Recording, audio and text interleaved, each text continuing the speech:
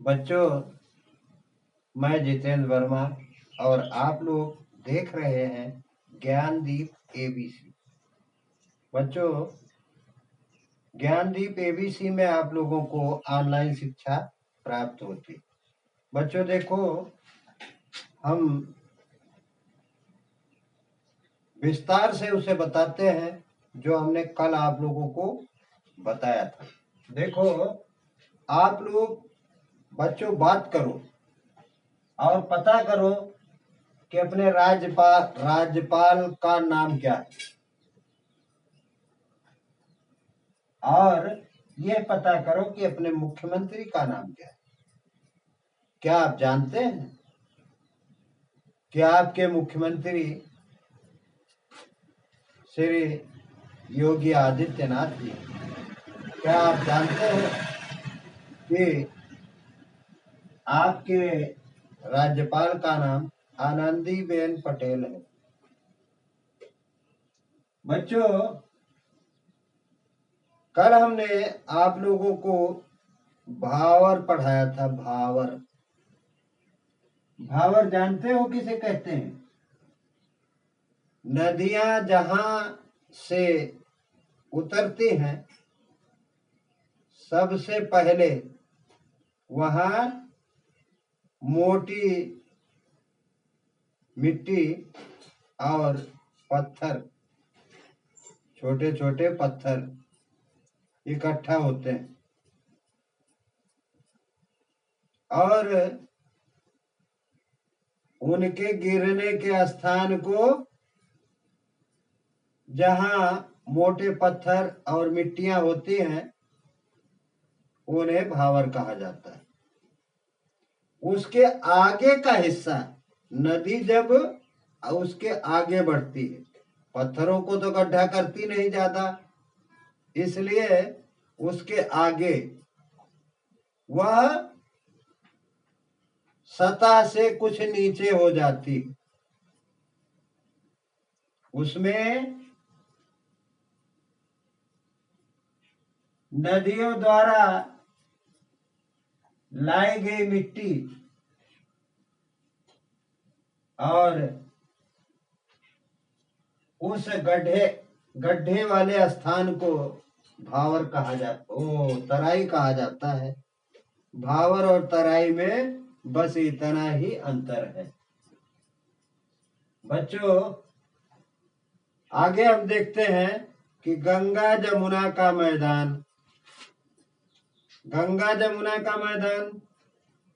मैदानी भाग बच्चों उपजाऊ अधिक होता है, क्योंकि वह पानी के द्वारा जलोढ़ मिट्टी जो बहकर आती है उससे बना होता है, और वह मिट्टी उपजाऊ होती।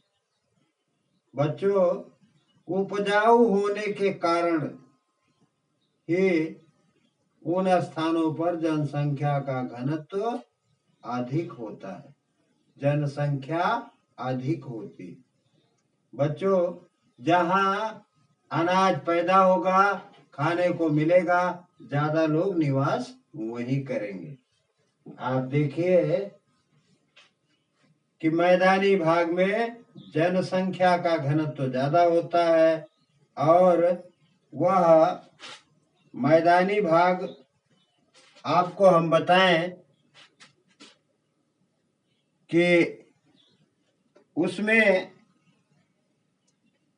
कृषि यानी खेती की अधिकता के कारण जंगल कम पाए जाते हैं, लेकिन वहां भी उस मैदान में भी तेंदू, बबूल, पलाश, जामुन, बरगद, आम, पीपल और नीम आदि के वृक्ष बड़े बड़े पाए जाते हैं। इन वनों में जब शीत ऋतु समाप्त होती है तो सभी पत्तियां नीचे गिर जाती हैं, उन्हें हम पतझड़ कहते हैं। यहाँ के वनों में भेड़िए, तेंदुए, जंगली सुअर जानवर आज पाए जाते हैं। और बच्चों, भावर और पठारी, भावर और तराई में अत्यधिक रूप से शीशम, साल, सागौन, खैर, गूलर, महुआ और सेमल आदि वृक्ष पाए जाते हैं। बांस और बेंत की झाड़ियां भी वहां होती, और वहां पर जंगली जानवर जैसे हाथी, बाघ, तेंदुआ, हिरन, नीलगाय, जंगली सुअर आदि जानवर भी पाए जाते हैं। बच्चों, दक्षिण का पठार जो है वहाँ जमीन ऊबड़ खाबड़ है, और ऊबड़ खाबड़ होने के नाते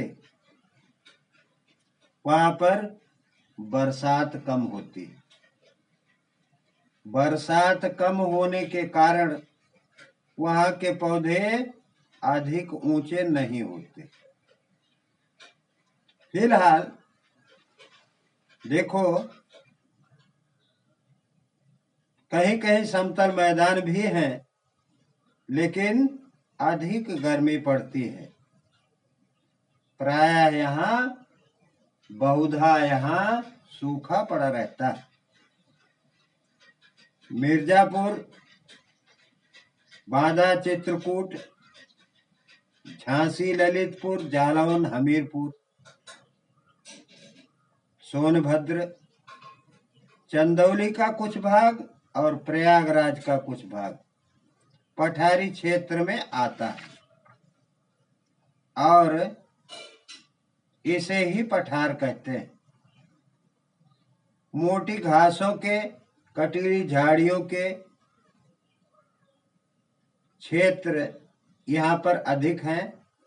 बबूल, सेहुड़, खैर, खेजरा आदि भी यहाँ पैदा होता है। नदियों के मिलने के स्थान को संगम कहा जाता है। बच्चों, जहां से भी आप लोग इस चैनल को देख रहे हैं, लाइक, सब्सक्राइब और शेयर कीजिए। जहां नहीं समझ में आता, कमेंट में 2 शब्द जरूर लिखिए। हम उसे पुनः समझाने का प्रयास करेंगे। इसलिए बच्चों, आप लोग इस चैनल को लाइक, सब्सक्राइब, शेयर करते हुए कमेंट बॉक्स में 2 शब्द जरूर लिखना, और वह लिखना मत भूलना, ताकि हम यह इस बात से आश्वस्त हो सकें कि आपको समझ में आ गया अथवा नहीं आया।